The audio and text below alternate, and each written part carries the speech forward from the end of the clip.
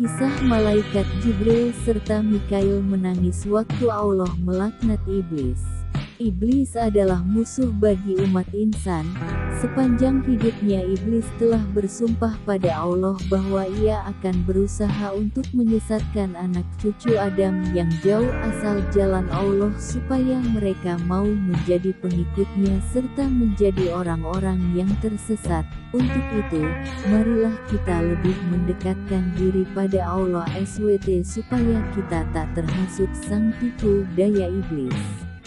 Akan tetapi, Anda tahu bahwa jauh sebelum Nabi Adam diciptakan, iblis adalah makhluk yang mulia di sisi Allah serta ialah salah satu makhluk yang paling pada hormati oleh malaikat. Afeksi Allah terbesar pada iblis ialah bahwa yang pertama dia sudah menerima taufik buat menyembah Allah SWT. Yang kedua sebab ibadahnya yang poli, beliau dimasukkan ke dalam formasi para malaikat, serta sebaik-baik pertolongan Allah kepadanya adalah beliau sebagai sahabat pendamping para malaikat sebagai akibatnya bisa memahami estetika, kesucian dan kebersihan mereka. Saking mulianya iblis di masa itu, dalam sebuah kitab karangan Imam Al-Ghazali menyebutkan bahwa iblis itu sesungguhnya namanya dianggap sebagai Al-Abid, ahli ibadah, di langit yang pertama.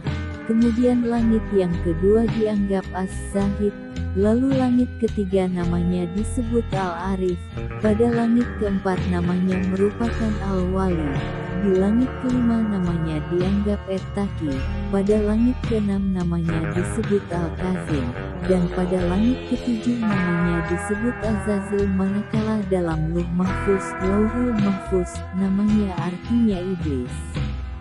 Dikisahkan iblis dulunya adalah ahli ibadah yang tak pernah membangkang dan mengeluh terhadap perintah-perintah Allah.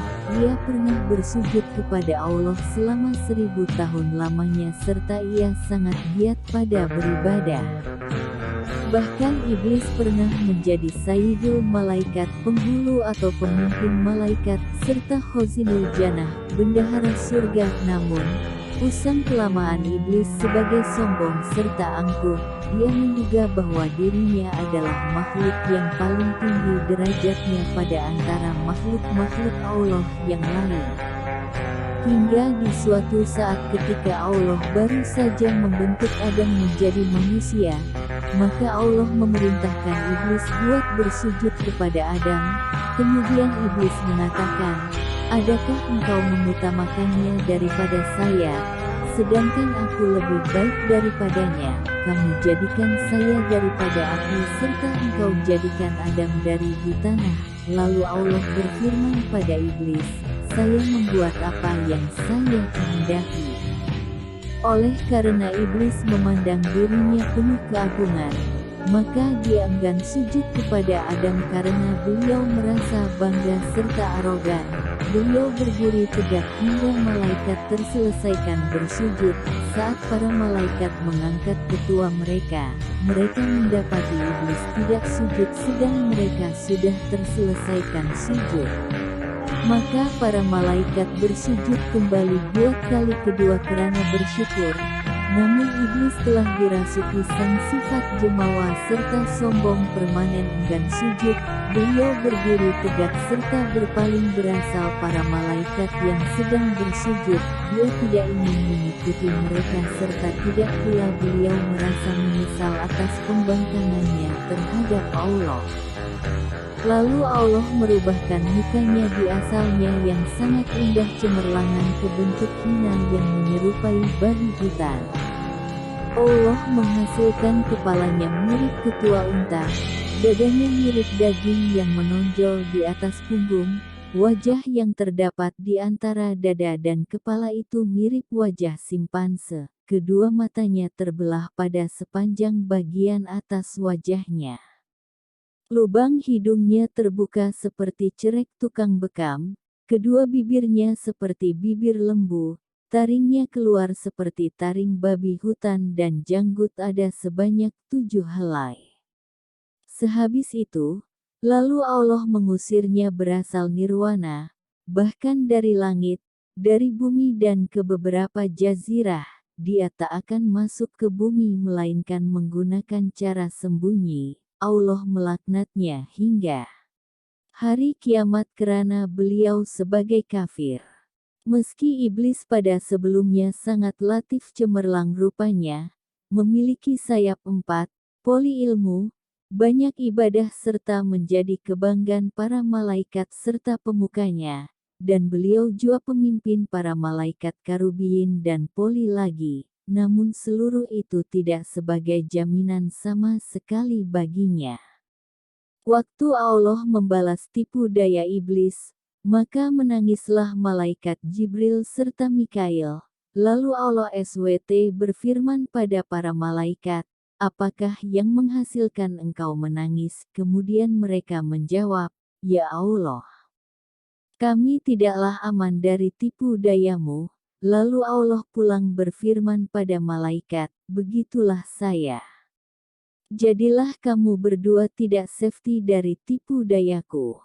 Selesainya pada usir asal nirwana, maka iblis mengatakan, "Ya Tuhanku, Engkau sudah mengusir saya berasal surga disebabkan Adam, dan aku tidak menguasainya melainkan dengan penguasaan-Mu."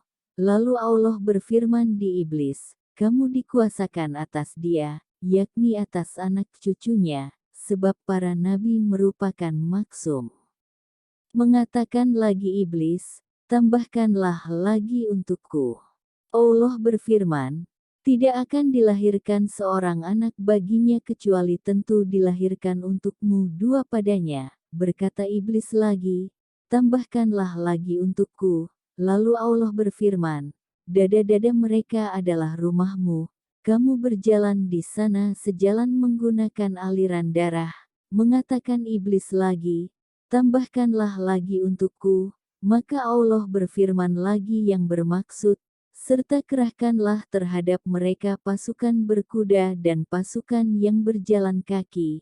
Ialah mintalah tolong menghadapi mereka menggunakan pembantu-pembantumu, baik yang naik kuda juga yang berjalan kaki, dan berserikatlah menggunakan mereka di harta, yaitu mendorong mereka mengusahakannya dan mengarahkannya kepada haram, dan pada anak-anak, yaitu menganjurkan mereka dalam membentuk perantara mendapat anak menggunakan cara yang dihentikan, mirip melakukan senggama pada masa haid, berbuat masalah kasus syirik tentang anak-anak itu menggunakan memberi nama mereka Abdul Uzza, menyesatkan mereka dengan cara mendorong ke arah agama yang batil, mata pencarian yang tercela dan perbuatan-perbuatan yang jahat dan berjanjilah mereka. Hal ini juga disebutkan pada surah Al-Isra ayat 64. Yang adalah, "Serta hasunglah siapa yang kamu sanggupi pada antara mereka menggunakan ajakanmu, serta kerahkanlah terhadap mereka pasukan berkuda serta pasukanmu yang berjalan kaki serta berserikatlah menggunakan mereka pada harta serta anak-anak serta beri janjilah mereka, serta tidak ada yang dijanjikan oleh Saitan kepada mereka melainkan tipuan belaka." QS Al-Isra ayat 64. Sebelum dilaknat Allah, iblis pernah melakukan tugas-tugas mulia yang diperintahkan Allah kepadanya, yaitu 1. Iblis sebagai penjaga surga dalam kurun ketika 40.000 tahun. 2. Iblis pernah hidup beserta bergabung menggunakan malaikat selama 80.000 tahun. 3. Iblis diangkat menjadi penasehat malaikat selama 20.000 tahun. 4. Iblis menjadi pemimpin malaikat karobiyun pada saat 30.000 tahun. 5. Iblis melakukan tawaf mengelilingi Arasy beserta para malaikat pada waktu 14.000 tahun. Jadi, holistik iblis beribadah melakukan seluruh perintah Allah pada kurun waktu 185.000 tahun lebih. Selama dalam ibadahnya mirip kita umat Islam, melakukan sholat, puasa, tawaf dengan para malaikat mengelilingi Baitul Makmur di Arsy. Iblis tidak merasa lelah dan mengeluh dalam menjalankan perintah Allah yang mulia ini.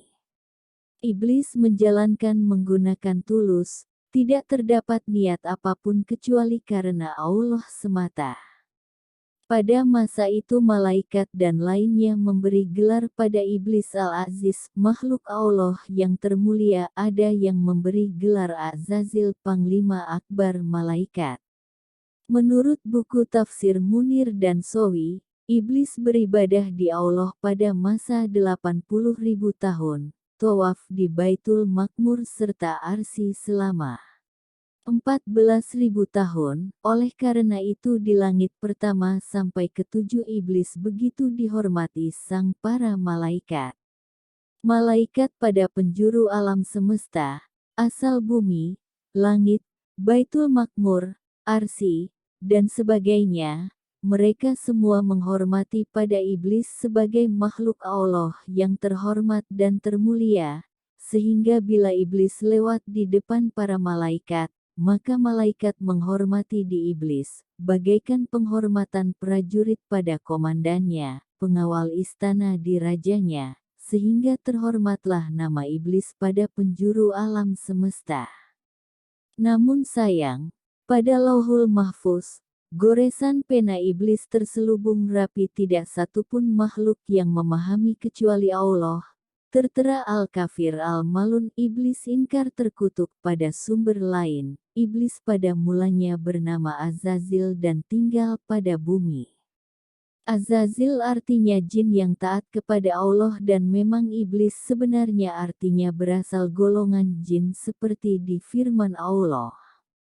Serta ingatlah ketika kami berfirman kepada para malaikat, sujudlah pada Adam, maka sujudlah mereka kecuali Iblis, beliau artinya dari golongan jin, maka dia mendurhakai Tuhannya. Qs.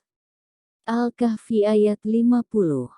Beliau menyembah Allah selama 1000 tahun, kemudian Allah SWT mengangkatnya ke langit pertama. Di langit pertama, Azazil beribadah menyembah Allah selama 1000 tahun, kemudian dia diangkat ke langit kedua, begitu seterusnya hingga akhirnya dia diangkat sebagai imam para malaikat.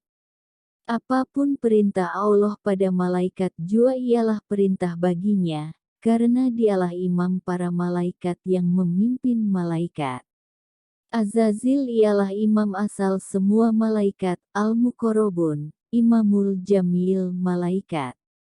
Terdapat riwayat yang menyatakan Azazil beribadah kepada Allah selama 80.000 tahun serta tiada daerah pada global ini yang tidak dijadikan daerah sujudnya ke hadirat Allah SWT. Dalam satu riwayat menceritakan, malaikat Israfil melihat yang tersurat di Lauh Mahfuz. Terdapat tercatat satu suratan yang berbunyi, adanya satu hamba Allah yang beribadah selama 80.000 tahun tetapi hanya karena satu kesalahan, maka ibadah hamba itu tidak diterima Allah serta hamba itu terlaknat sehingga hari kiamat. Maka menangislah Israfil sebab bimbang makhluk yang tersurat pada Lauh Mahfuz itu artinya dirinya. Maka diceritakanlah Israfil kepada segala malaikat pengalamannya melihat apa yang tersurat pada Lauh Mahfuz. Maka menangislah sekalian para malaikat sebab takut serta bimbang menggunakan nasib mereka. Kemudian semua malaikat datang menemui Azazil yang menjadi imam para malaikat, supaya Azazil mendoakan keselamatan dunia dan akhirat pada semua malaikat.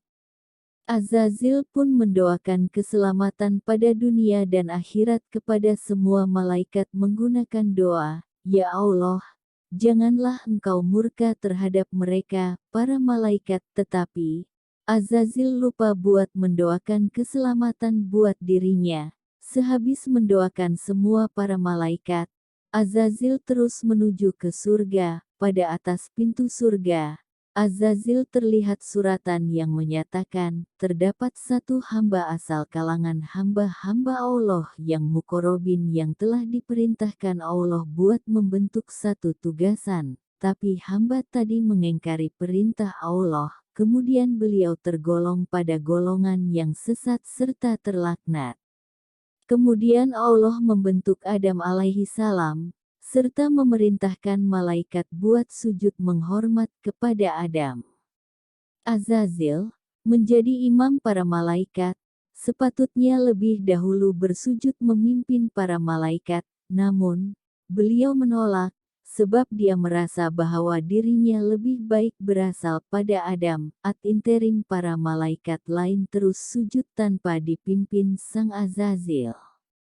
Bukan saja enggan sujud, Azazil malah sombong dan menjawab pada Allah, dan ingatlah tatkala kami berfirman pada para malaikat, sujudlah kamu seluruh pada Adam, kemudian mereka sujud kecuali iblis. Dia berkata, apakah saya akan sujud pada orang yang engkau ciptakan asal tanah?